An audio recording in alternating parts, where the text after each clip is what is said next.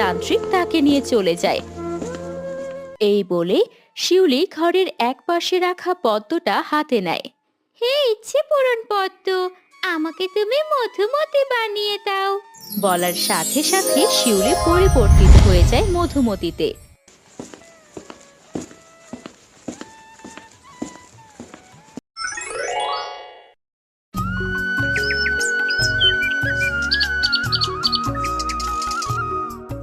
রাজকুমার আদিত্য মধুমতি রূপী শিউলিকে নিয়ে নিজের রাজ্যের উদ্দেশ্যে যাত্রা করে।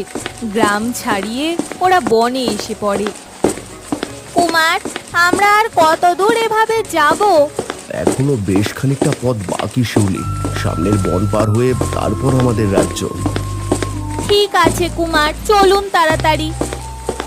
বেশ খানিক সময় ঘোড়া ছুটিয়ে ওরা বনের ঠিক মাঝখানে পৌঁছায়। ঠিক ওই সময় বেশ খানিকটা দূর থেকে তান্ত্রিক ওদের দেখতে পায়। এটা আমি কি দেখলাম? মনে হলো সেই মেয়েটা যাকে আমি গতকাল পদ্ম ফুল বানিয়ে রেখে দিলাম। কিন্তু এটা কি করে সম্ভব? রাগের বশে কি আমি কোনো ভুল করে ফেললাম? না না না না, এ আমার মনের ভুল। একরকম দেখতে দুটো মানুষ হতে পারে না। রাজকুমার আদিত্যর পিতা রাজা প্রতাপাদিত্য মহা শক্তিশালী রাজা, কিন্তু বয়সের ভারে এখন কিছুটা ভেঙে পড়েছেন। এই কারণে রাজ্য নিয়ে তার বেশ চিন্তা। কি হয়েছে আপনার মহারাজ? আপনাকে সকাল থেকে বেশ চিন্তিত লাগছে। হ্যাঁ মন্ত্রী, আমি একটা বিষয় নিয়ে বেশ চিন্তিত।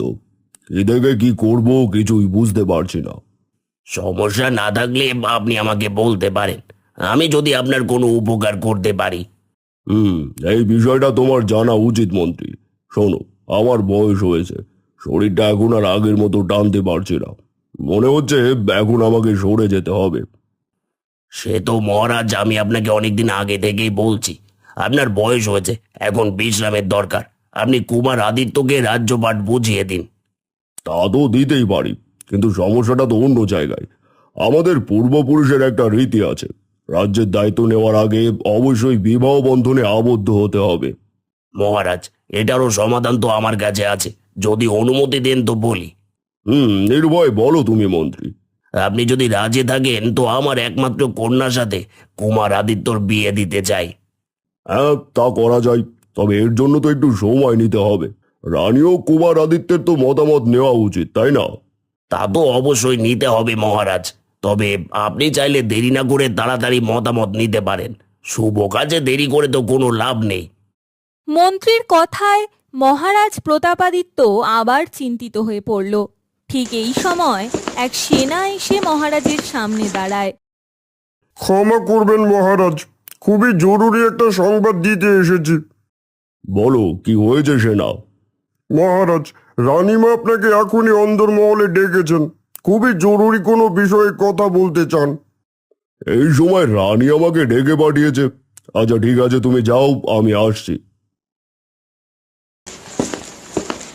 সেনা চলে গেলে মহারাজ প্রতাপাদিত্য অন্দরমহলের দিকে যায়। মন্ত্রীর কপালে তখন চিন্তার ভাঁজ।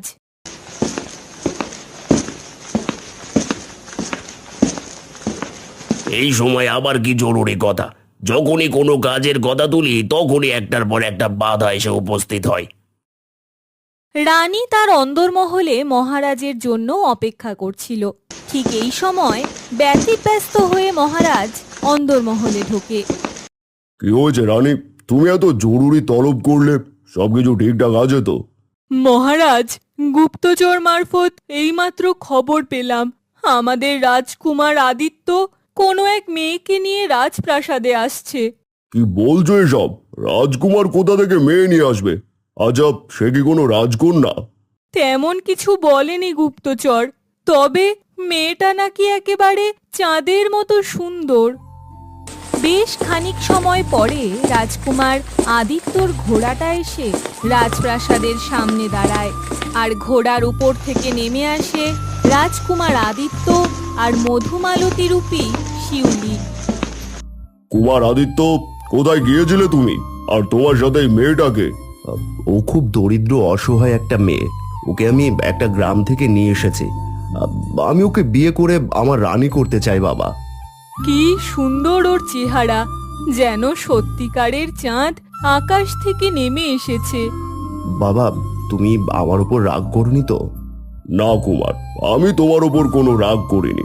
আসলে আমিও চাচ্ছিলাম তুমি বিয়ে করে রাজ্যের দায়িত্ব নাও। এই দৃশ্য দূর থেকে আড়ালে বসে দেখছিল মন্ত্রী। দেখতে দেখতে প্রতি মুহূর্তে যেন সে রাগে ফুঁসে উঠতে লাগলো। যখনই আমি কিছু একটা করার পরিকল্পনা করি তখন এই রাজকুমার একটা না একটা অঘটন ঘটায়। এখন আবার কোথাকার কোন রাস্তার মেয়েকে তুলে নিয়ে এসেছে। তবে আমিও অত সহজে ছাড়ছি না। আমার মেয়ে চম্পাকে এই আদিত্যর সাথে বিয়ে দিয়ে রাজ্যপাট নিজের না করা পর্যন্ত আমার কোনো শান্তি নেই। এদিকে মহা ধুমধাম করে রাজকুমার আর শিউলিকে রাজপ্রাসাদে বরণ করে নেওয়া হলো। শিউলিকে রানীর সাথে করে অন্দরমহলে নিয়ে যায়। আমাদের রাজপ্রাসাদে তোমার কোনো সমস্যা হচ্ছে না তো? না রানীমা, আমার কোনো সমস্যা হচ্ছে না। তুমি সত্যি একেবারে পূর্ণিমার চাঁদের মতো সুন্দর। আমার কুমার আদিত্যর রানী হওয়ার যোগ্য একমাত্র তুমি। আমারও সবকিছু অনেক ভালো লাগছে। আসলে আমি গরিব ঘরের মেয়ে, এই সব কিছুই আমার কাছে এখনো কল্পনাই মনে হচ্ছে। কল্পনা নয়, এইসব বাস্তব। যাক, এসব কথা পরে হবে। তুমি হাত মুখ ধুয়ে এসো, আমার দাসী মিনতি তোমাকে খাবার দিয়ে যাবে। এই বলে রানী বাইরে চলে যায়। শিউলিও তার হাতে থাকা সেই পদ্মটা ঘরে রেখে হাত মুখ ধুতে বেরিয়ে যায়। ঠিক এর কিছুক্ষণ পরে রানীর দাসী মিনতি খাবার নিয়ে ঘরে আসে। আরে, এই পদ্ম ফুলটা ঘরের ভিতর কি করছে? এ নিশ্চয়ই নতুন রানীমার। একটা কাজ করি, ফুলটা তো প্রায় শুকিয়েই গেছে। এটাকে ফেলে দিয়ে না হয় একটা নতুন ফুল এনে রাখি এখানে। মিনতি খাবার রেখে ফুলটাকে নিয়ে বেরিয়ে যায়। সবই তো শুনলে মন্ত্রী। এখন যত তাড়াতাড়ি সম্ভব রাজকুমারের সাথে শিউলির বিয়ে দিতে হবে। হ্যাঁ, তা তো দিতেই হবে, কিন্তু মহারাজ একটা সমস্যা আছে যে। সমস্যা? কই, আমি তো কোনো সমস্যা দেখতে পাচ্ছি না। মহারাজ, সীমান্তের বাইরে শত্রুপক্ষের গুপ্তচরেরা ওঁত পেতে বসে আছে। একটু সুযোগ পেলেই ওরা হামলা করবে। কিন্তু তাদের হামলা করার সাথে রাজকুমারের বিয়ের কি সম্পর্ক? সম্পর্ক আছে মহারাজ, সম্পর্ক আছে। রাজকুমার আদিত্যর বিয়ে মানেই হলো রাজ্য জুড়ে বেশ কয়েকদিন যাবৎ উৎসব, আর এটাই হলো ওদের জন্য মোক্ষম সুযোগ। কথাটা তুমি খুব একটা ভুল বলনি মন্ত্রী। এটা সত্যিই চিন্তার বিষয়। কিন্তু বাবা, আমি যতদূর জানি সীমান্তের বাইরে থেকে তো এরকম কোনো খবর আমার কানে আসেনি। তাহলে তো মনে হচ্ছে আমরা বৃথাই ভয় পাচ্ছি। ক্ষমা করবেন রাজকুমার, আমার মনে হয় আপনি এসব বিষয়ে কথা না বললেই ভালো হয়। আপনি তো সব সময় এদিক সেদিক ঘুরে বেড়ান, এসব বিষয়ে আপনি আর কতটুকুই বা জানেন? কুমার, মন্ত্রীর কথাটা কিন্তু আমি ফেলে দিতে পারছি না। আমরা আরো কয়েকটা দিন অপেক্ষা করি। এর ভিতর সেনারা সীমান্তে সব গুপ্তচরদের বন্দি করে ফেলুক। তারপর না হয় আমরা ধীরে সুস্থে এই শুভ কাজটা সেরে ফেলবো। ঠিক আছে বাবা, তাই হোক। আমি তাহলে আসি এখন মহারাজ, বেলা তো গড়িয়ে গেল। মন্ত্রী মহারাজকে মাথা ঝুঁকিয়ে সম্মান জানিয়ে বেরিয়ে যায়। এদিকে মিনতি শিউলির সেই পদ্ম নিয়ে রাজবাড়ির ফুল বাগানে দাঁড়ায়। এমন রঙেরই একটা ফুল দরকার। এই ফুলটাকে ফেলে নতুন একটা ফুল নিয়ে গেলে রানীমা নিশ্চয়ই অনেক খুশি হবেন। এদিকে হাত মুখ ধুয়ে ঘরে ফিরে এসেছে শিউলি, কিন্তু ঘরে এসে চোখ পড়তেই রীতিমতো আঁতকে ওঠে সে। তার পদ্ম ফুলটা ঘরের কোথাও নেই। আমার ফুলটা কোথায় গেল? এখানেই তো রেখেছিলাম। ফুলটা হারিয়ে গেলে সর্বনাশ হয়ে যাবে। আমার সব কিছু সবার সামনে ধরা পড়ে যাবে।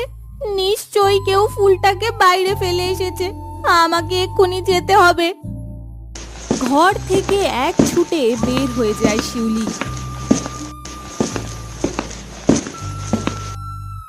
বাইরে গিয়ে দেখতে পায় রাজবাড়ির ফুলবাগানে দাঁড়িয়ে আছে মিনতি। তার পায়ের কাছে পড়ে আছে শিউলির সেই পদ্ম ফুল। এটা কি করলি তুই? আমার পদ্ম ফুলটাকে এনে এভাবে মাটিতে ফেলে দিলি। ক্ষমা করবেন রানীমা, আমি বুঝতে পারিনি। আসলে আমি দেখেছিলাম ফুলটা শুকিয়ে গেছে, তাই ভাবলাম ওটার জায়গায় নতুন একটা ফুল এনে রাখি। আর কোনোদিন তুই আমার কোনো জিনিসে হাত দিবি না, এ আমি বলে দিলাম, না হলে কিন্তু তোর পরিণতি খুব খারাপ হয়ে যাবে। ঠিক সেই সময় মন্ত্রী রাজপ্রাসাদ থেকে বাড়ির দিকে যাচ্ছিল। সে রাজবাড়ির ফুলবাগানের এই দৃশ্য দেখতে পায়। এটা কি হলো? আস্তে না আস্তে এই মেয়েটা তো উচ্চ স্বরে ঝগড়া শুরু করে দিল, তাও আবার একটা সাধারণ পদ্ম ফুলের জন্য। না না না না, বিষয়টা দেখতে হচ্ছে কি আছে ওই পদ্ম ফুলে। মন্ত্রী আর দেরি না করে বাড়ির দিকে চলে যায়। শিউলিও পদ্ম ফুলটাকে মাথায় গুজে চলে যায়, কিন্তু হতভম্বের মতো দাঁড়িয়ে থাকে মিনতি। সে যেন কিছুতেই ঘটনাটা মেনে নিতে পারছিল না। সাধারণ একটা পদ্ম ফুলের জন্য নতুন রানী আমার সাথে এমন ব্যবহার করলো। সত্যি কি আমি পদ্ম ফুলটাকে সরিয়ে এত বড় অপরাধ করে ফেলেছি? জানি না বাবা, আমি এসবের কিছুই বুঝতে পারছি না। মন্ত্রীর চম্পা নামে একটি মেয়ে ছিল। চম্পা ছিল যেমন লোভী তেমনি স্বার্থপর। ঠিক যেমন ওর বাবা রাজপ্রাসাদ আর রাজ্য দখল করতে চাইতো, ঠিক তেমনি চম্পাও রাজকুমার আদিত্যকে বিয়ে করে রাজরানী হতে চাইতো। না না, এ হতে পারে না। আমি ছাড়া কেউ ওই আদিত্যকে বিয়ে করে রাজরানী হতে পারে না বাবা। আমিও তো তাই চাই রে মা। তুই একবার রাজকুমার আদিত্যকে বিয়ে করতে পারলেই আমরা গোটা রাজ্য পেয়ে যেতাম। কিন্তু এখন সেটা কি করে হবে? ওই মেয়েটা তো এসে গেছে, তাহলে রাজকুমার আদিত্য তো ওই মেয়েকেই বিয়ে করবে। অনেক কষ্টে আমি বিয়েটাকে কয়েকটা দিনের জন্য আটকে রেখেছি। যা করার অল্প সময়ের ভিতরেই করে ফেলতে হবে। কি করব আমি? কি করে রাজকুমার আদিত্যর মনে আমি জায়গা করে নেব বাবা? আমি তো কিছুই বুঝতে পারছি না।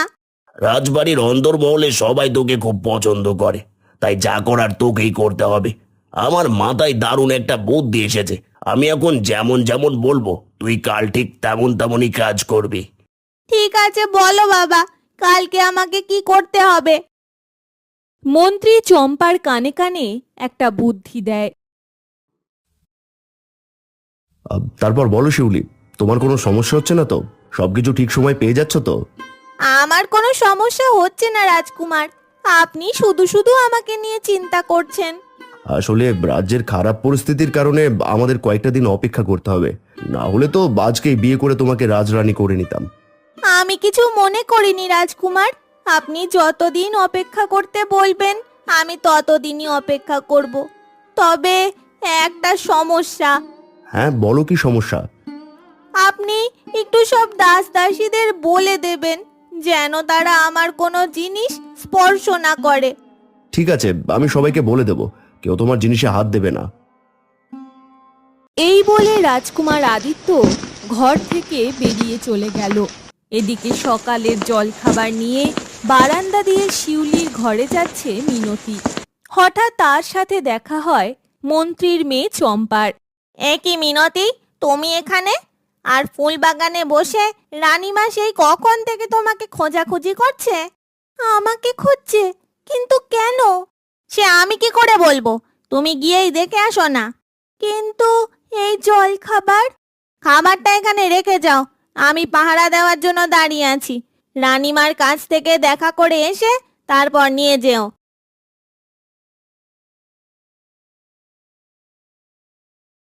ঠিক আছে, যাই তাহলে। এই বলে মিনতি ব্যস্ত পায়ে রানীমার সাথে দেখা করার জন্য চলে যায়। আর ঠিক এই সময় সুযোগ পেয়ে চম্পা একটা কাগজে মোড়ানো কিছু গুঁড়ো মিশিয়ে দেয় ওই জল খাবারে।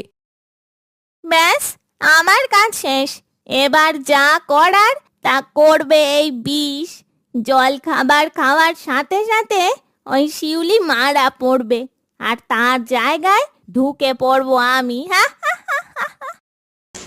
চম্পা জল খাবার রেখে ওখান থেকে সরে পড়ে। বেশ কিছুক্ষণ পরে মিনতি এসে জল খাবার নিয়ে এগিয়ে যায় শিউলির ঘরের দিকে। আর আড়াল থেকে এই দৃশ্য এক নজরে দেখতে থাকে মন্ত্রীকন্যা চম্পা। বন্ধুরা, তোমরা যারা পর্ব দেখতে চাও তারা ভিডিওতে লাইক করে চ্যানেলটি সাবস্ক্রাইব করে নাও এবং ভিডিওটি কেমন লাগলো কমেন্টে জানিয়ে দিও।